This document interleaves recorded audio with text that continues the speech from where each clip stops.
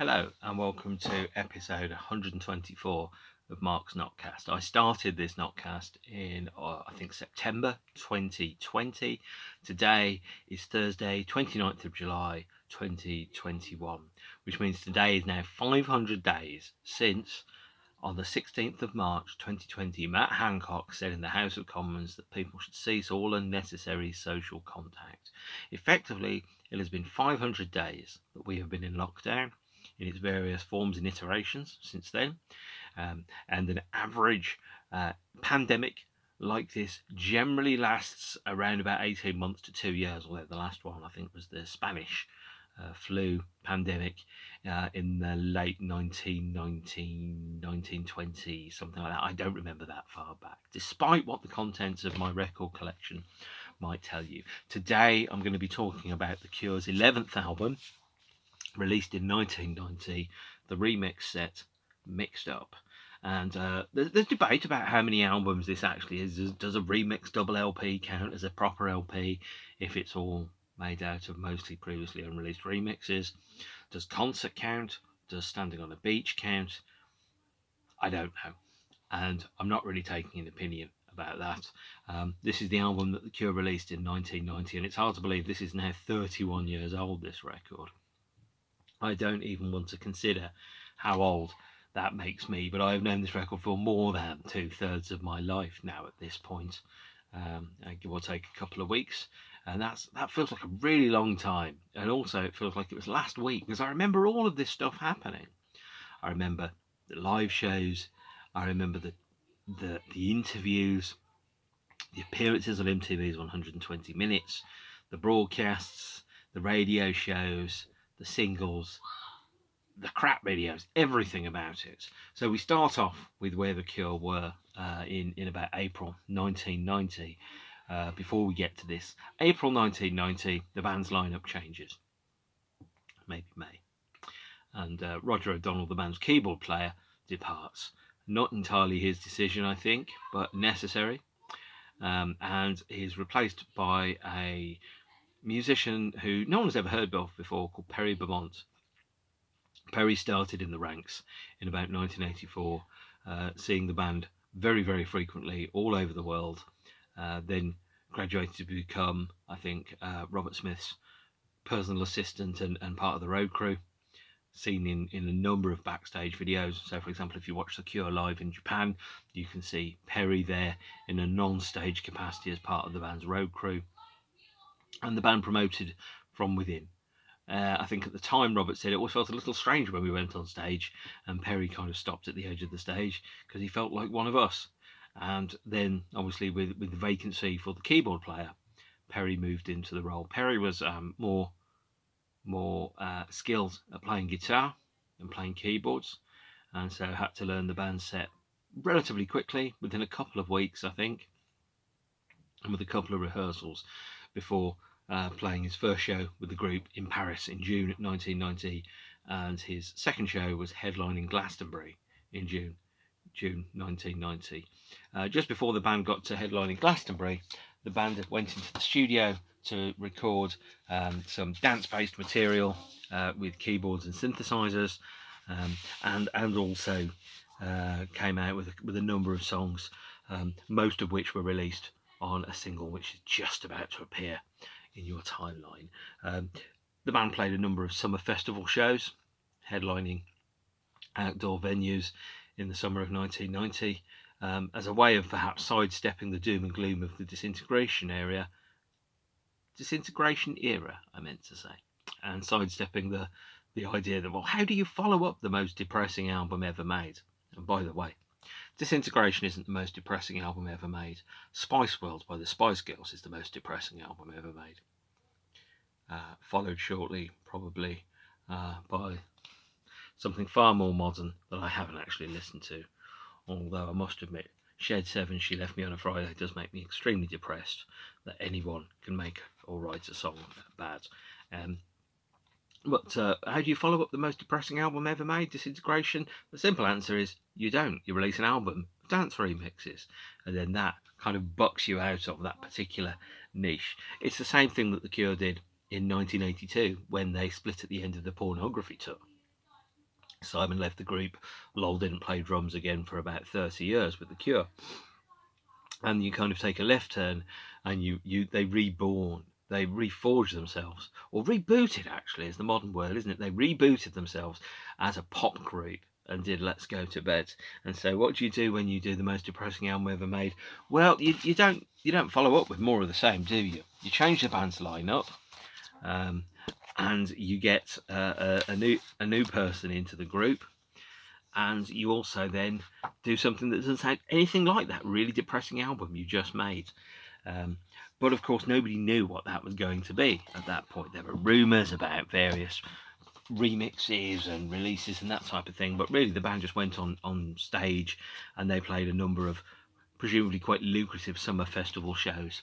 The one in the UK is the Glastonbury Festival. Here is a bootleg LP from the Glastonbury 1990 show that features probably 2/3 to 3/4 of the radio broadcast. There was an hour-long BBC radio broadcast of the show, which took out a number of the songs. Only featured, I think, 4 songs from the main set, maybe 6, and then actually backed it up with almost all of the encore. So side 1 of this has only got 10 songs on it, which is quite cheeky, really. It's got Shake Dog Shake, hi James, A Strange Day, A Night Like This, Kyoto Song, and then side 2 has Close to Me, Let's Go to Bed, Why Can't I Be You, 10:15 Saturday Night, Killing an Arab, and a song called Never Enough. Never Enough being the first fruits from the studio that the band recorded in the summer of 1990. There's also Just Like Heaven, live at Glastonbury, which is on a Q CD from the days when Q was a printed media magazine that had CDs on the front. They did a Glastonbury compilation CD that featured Just Like Heaven. It might not have been Q, it might have been NME. To be honest, I don't really care, and I certainly don't remember after 30 years. It really doesn't seem like 30 years ago that this stuff happened. I recorded this show off the radio with a C90 tape, then transferred it to a C60 so that I had just The Cure at Glastonbury on the cassette.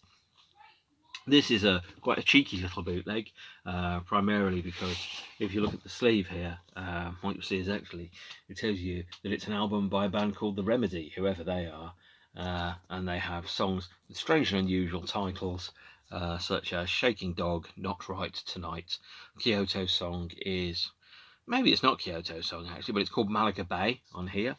And then you flip it over, and it's then got Near You, which is Close to Me, Upstairs, which is Let's Go to Bed, Why Can't I Be You, which is called Somebody Else on this label, Just Got Paid, which is 10:15 Saturday Night, Sad and Blues, which is Killing an Arab, and then Never Enough is called I Want More on here. And as we all know, there's only one good song called I Want More, and that's by Iggy and the Stooges. Well, it isn't by Iggy and the Stooges, it's by Iggy Pop solo.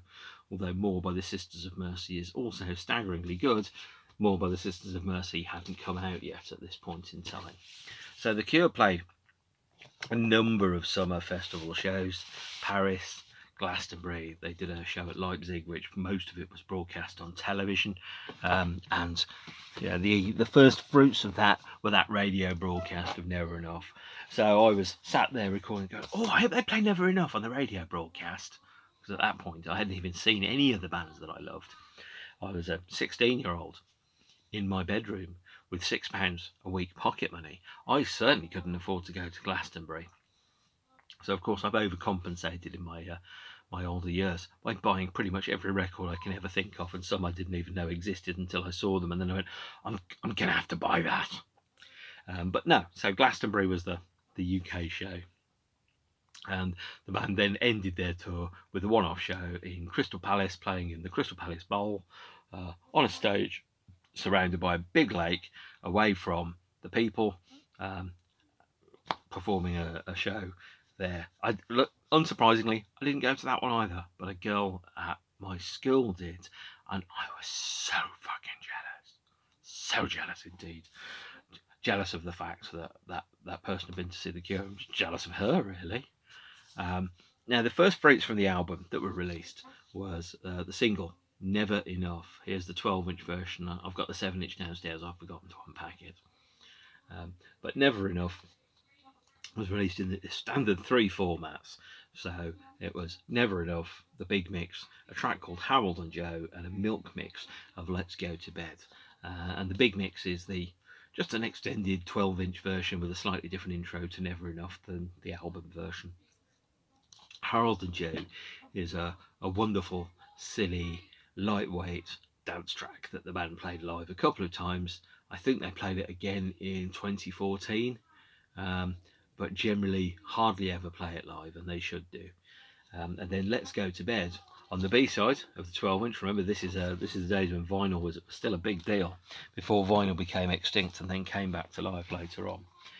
The Let's Go to Bed remix is a remix, according to this, remixed by Mark Saunders in July 1990. Here's the UK CD single of Never Enough. And the strange thing about Let's Go to Bed is that the remix of Let's Go to Bed is the thing that inspired the whole of the Mixed Up project. Robert Smith said that he had a letter that was sent to him, someone complaining that they spent £30 on an Australian 12-inch of Let's Go to Bed, thinking it was a different and alternate remix, and it wasn't, and then wasted £30. And he was just annoyed that people were charging £30 for this 12-inch single. And he went, I think we should do a remix album, because that's a ridiculous amount of money to pay for a 12-inch. And in those days, with inflation, that would probably work out to be something like £70-80.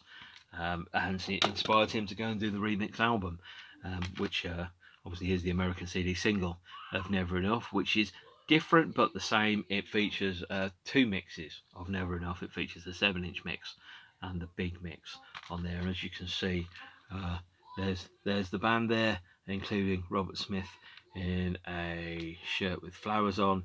That shirt launched probably 1,000 terrible fashion choices.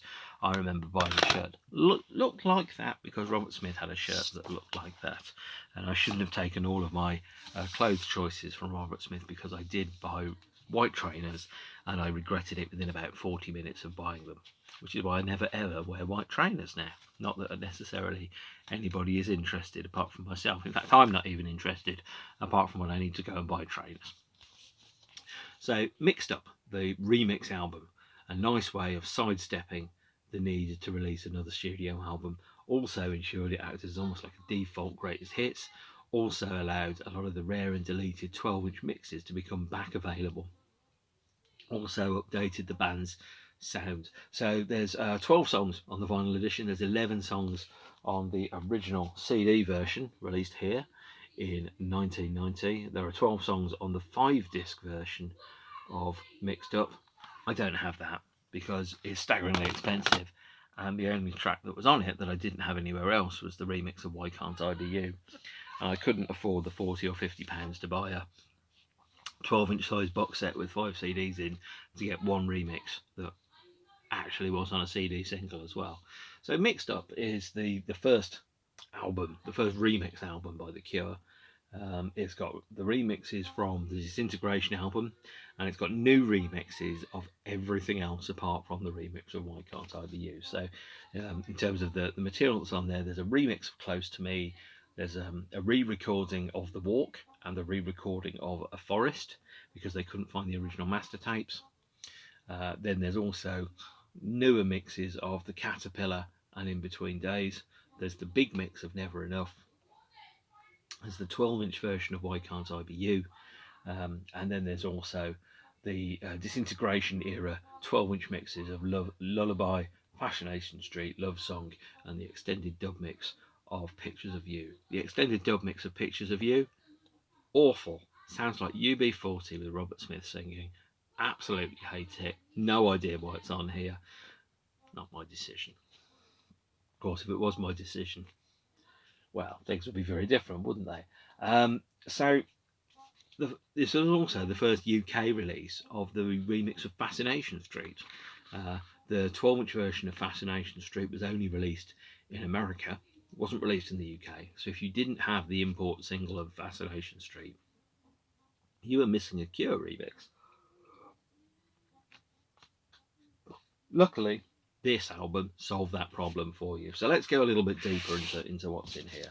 Side A, and I listened to this actually the other day. In the garden, I have a portable record player and extension cable, and I sit out on a table, normally with a drink as the sun goes down, and I listen to my old records. I couldn't be more middle-aged if I tried, apart from possibly taking up golf and boating. But no, I listened to this and I thought, 15-year-old me would be very pleased that 40-something-year-old me was behaving like this, because I still feel like just a very, very grown-up version of my 15-year-old self, and I feel true to myself and to who I was. And 15-year-old me would like 48-year-old me. He'd probably think 48-year-old me was well, okay, but probably talking about old bands too much. That is, of course, if the 15-year-old me had been into bands in the early 60s. I could go, I saw the Beatles, and be like, oh, shut up, and no one cares if you saw the Beatles, but did you see Led Zeppelin? But no, they were newfangled modern rubbish. I didn't like them. No. What about Pink Floyd? No, I hated them at the time. They weren't. No, I just saw the Beatles. Of course, even the youngest adult who saw the Beatles would now be 69 years old.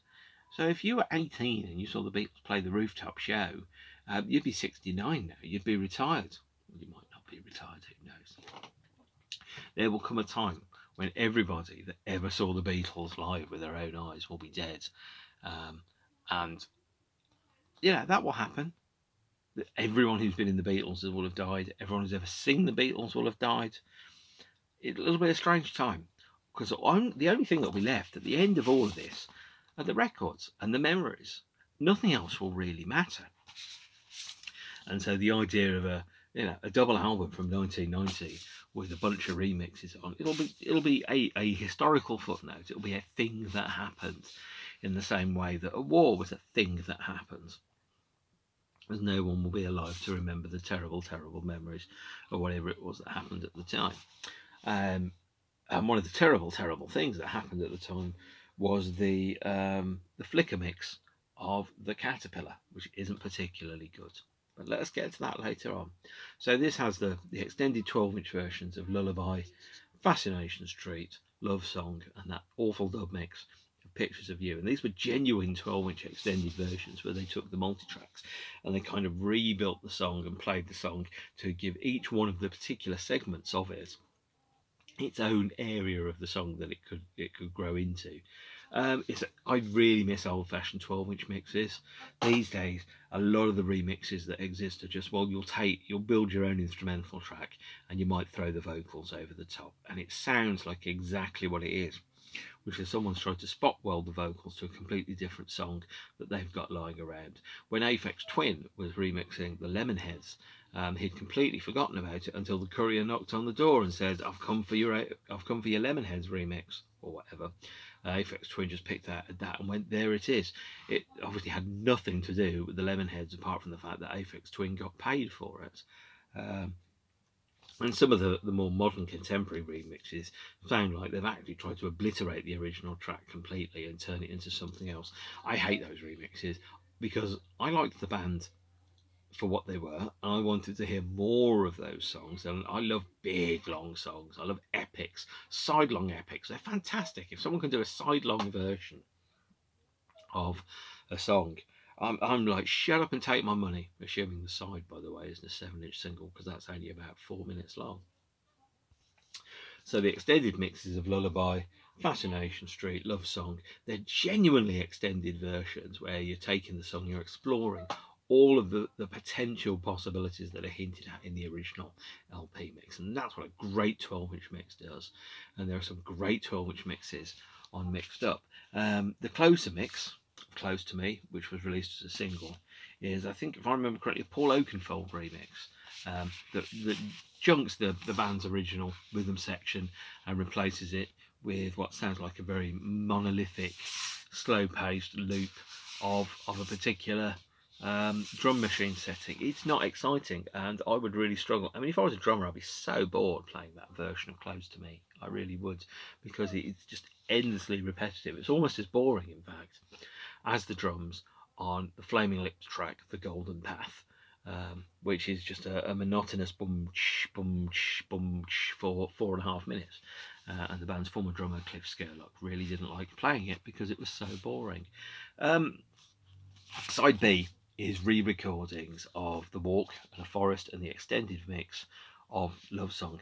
The original master tapes of The Walk and a Forest have been lost, or had been lost at that point. So the band went into the studio, re-recorded the tracks, and were recorded in June 1990. And then the mixing was by Mark Saunders. So effectively, there's no original 7-inch Cure mix of the re-recordings of The Walk and a Forest, but they're interesting, dancey, kind of interesting reinvigorations. Actually, well worth listening to. And then there's the extended version of Love Song on album 2. This, by the way, is an original 1990 LP version of it, so I don't know if the track listing has been changed for any other version. There's the extended dub mix of Pictures of You, which is appalling. The extended mix of Hot Hot Hot and Why Can't I Be You. So using the original extended 12-inch mixes of Hot Hot Hot and Why Can't I Be You.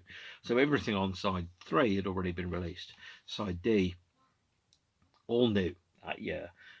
So there was the Caterpillar and In Between Days. But I think, the Caterpillar was remixed by Brian Chuck New, and In Between Days was remixed by William Orbit, which I don't particularly like that mix, because again it junks almost all of the original track. And then there's the big mix of Never Enough. So you've got a fun, lightweight pop version of The Cure's relatively recent greatest hits in remix form there. It's a good album. Not a great album, but a good album. And it's a nice way of ducking the pressures of having to do a follow-up to Disintegration. There was a second single released from the album. This had a reshot video, which was the sequel to the original. So this is the remix of Close to Me, and remixed by Paul Oakenfold, and then backed with remixes of Just Like Heaven by Brian Chuck New, and a red mix of Primary by Keith LeBlanc. The B-side mix is Just Like Heaven is okay. It's not that good, actually, because of the propulsive bass and rhythm part that really makes the song work is junked and replaced with, again, a fairly generic drum machine rhythm. And I'm really glad that it wasn't played too often, or certainly it wasn't played live, but you don't have to listen to it.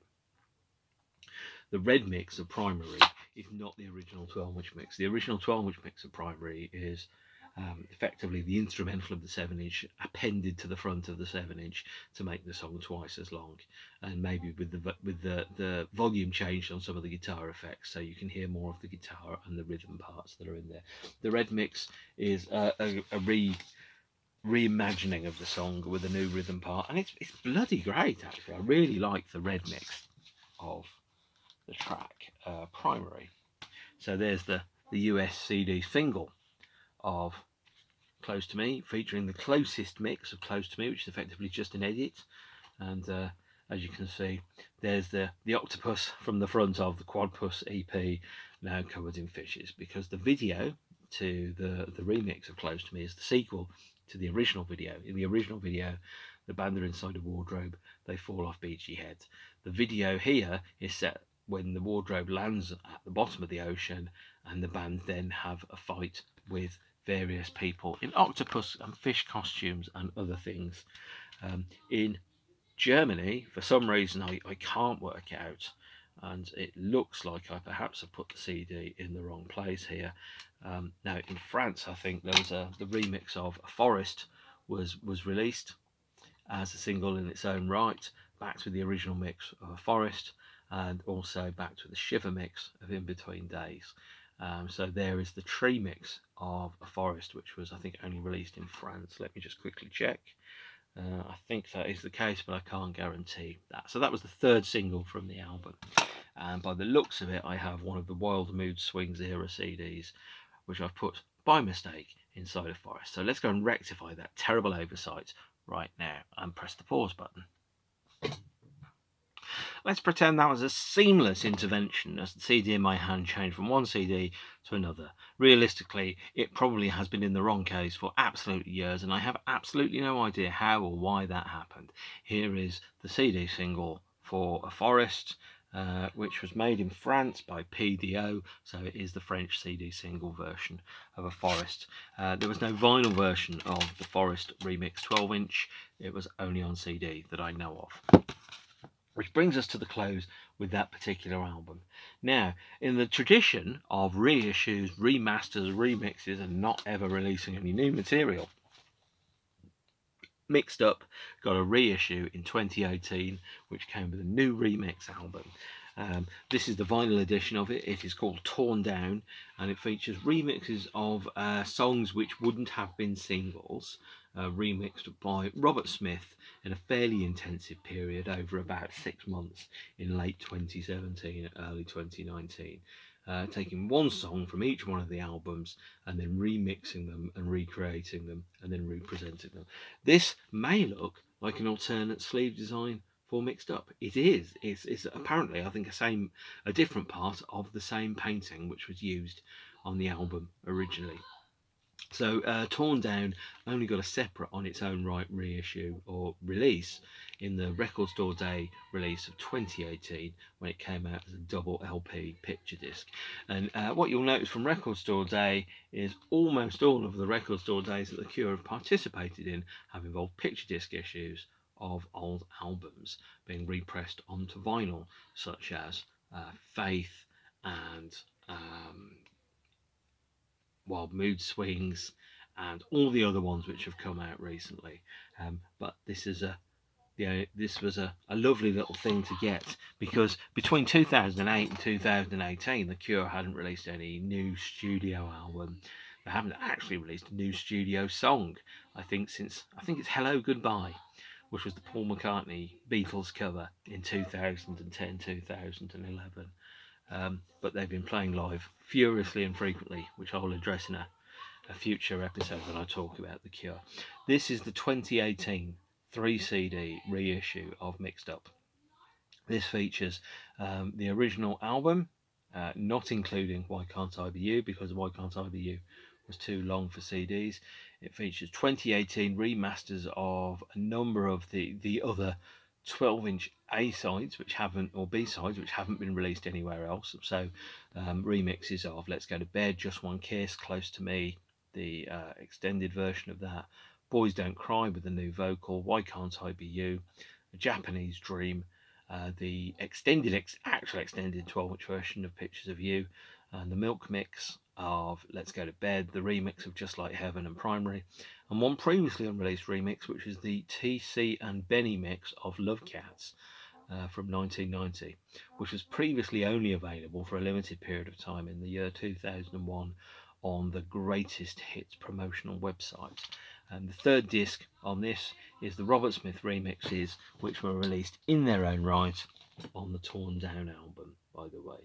So if you've got the 3 CD version of Mixed Up, you got all the remixes from the period. You haven't got Harold and Joe.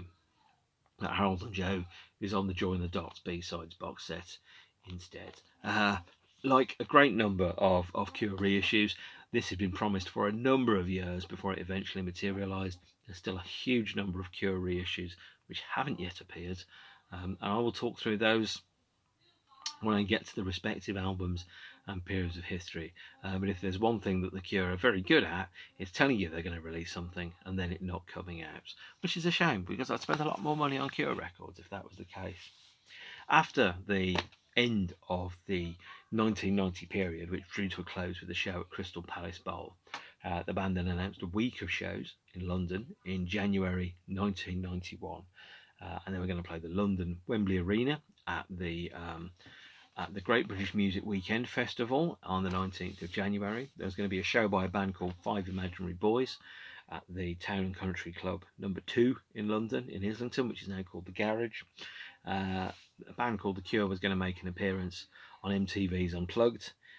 They made an appearance on, I think, the Jonathan Ross TV show, and they also played a song at the Brit Awards, which, if I remember correctly, was at the Dominion Theatre. Luckily, you don't have to worry too much about those, because the vast majority of those were released on this VHS video called Play Out, which was released in mid to late 1991.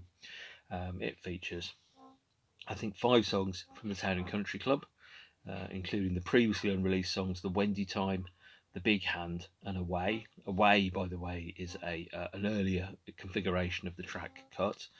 Then there's 4 songs on the video from Wembley Arena, being Pictures of You, Fascination Street, Lullaby, and A Forest, which is the closest thing you can get to an officially released Disintegration era live show in visual form.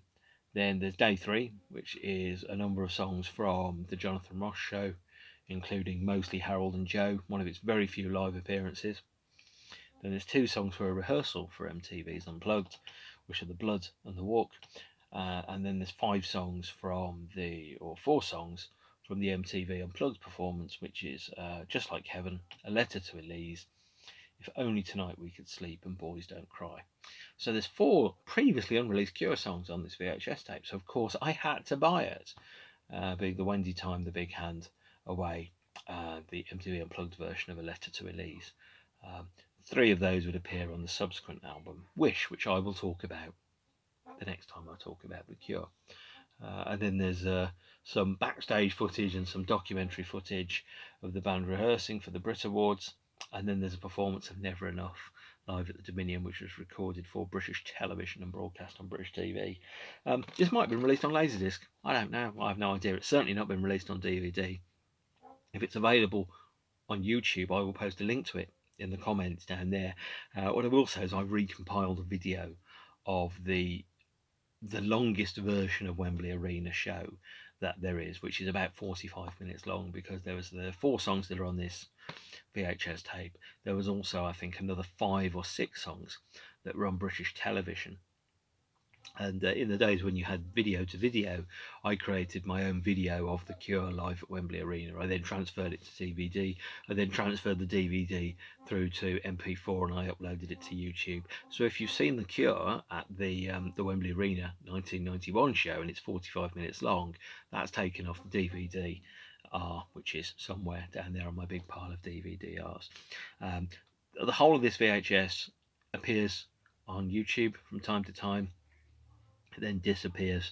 Sometimes it doesn't have Never Enough on it, because that is copyright the British phonogram industry, and they are copyright fascists, and so therefore they block the whole video. Nonetheless, if you don't have access to a VHS player, and to be honest, who does these days? They haven't even made VHS players for the past 3 or 4 years. Then what you will probably need is either access to a Laserdisc, or to find a copy of this show which someone has uploaded to one of the video streaming sites. And if it's on YouTube, I'll post the link down there. And with that, the band went into the studio. So in spring 1991, they took the new songs that they'd been writing, went to the studio, and they recorded a new studio album. That new studio album is called Wish. And it is going to be the subject of the next episode when I talk about The Cure. Now, I'm aware normally I talk for 45 minutes. Some of you have probably sat there and going, but this is only 33 minutes, Mark. What are you doing? Well, there's only been 2 new Cure songs released. 6 if you include the live stuff on the VHS. So hold your horses, because when we get to Wish, there's plenty to talk about, because there's 3 singles. There's High, Friday I'm in Love, A Letter to Elise. There's the Wish album, 2 live albums, a live film, a compilation album, and my face on the cover of a record that The Cure perform on. All of that is to come the next time I talk about The Cure. But in the meantime, I'm going to wrap up here. Hopefully you will be lovely in the comments. I will post links to live shows down there, including specifically Leipzig and the Wembley Arena one, and any others that I can find. And in the meantime, on day 500 of lockdown, I can't believe we've made it to day 500. Take care of yourselves and stay beautiful. Thank you. Bye.